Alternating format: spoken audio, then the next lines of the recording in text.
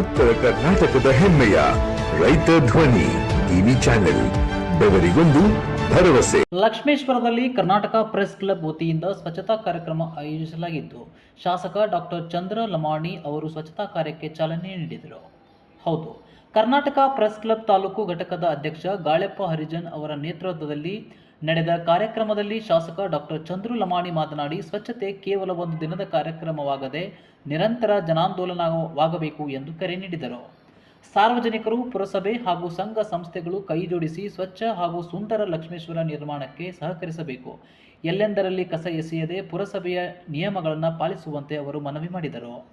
ಕಾರ್ಯಕ್ರಮದಲ್ಲಿ ಹಲವು ಗಣ್ಯರು, ಪುರಸಭೆ ಕಾರ್ಮಿಕರು ಹಾಗೂ ಕರ್ನಾಟಕ ಪ್ರೆಸ್ ಕ್ಲಬ್ನ ಪದಾಧಿಕಾರಿಗಳು ಭಾಗವಹಿಸಿ ಸ್ವಚ್ಛತಾ ಕಾರ್ಯಕ್ರಮದಲ್ಲಿ ಸಕ್ರಿಯವಾಗಿ ಪಾಲ್ಗೊಂಡರು. ಸ್ವಚ್ಛತೆ ಪ್ರತಿಯೊಬ್ಬರ ಜವಾಬ್ದಾರಿ, ಸ್ವಚ್ಛ ಲಕ್ಷ್ಮೇಶ್ವರ ನಿರ್ಮಾಣಕ್ಕೆ ಎಲ್ಲರೂ ಕೈ ಜೋಡಿಸೋಣ ಎಂಬ ಸಂದೇಶದೊಂದಿಗೆ ಕಾರ್ಯಕ್ರಮ ನಡೆಯಿತು.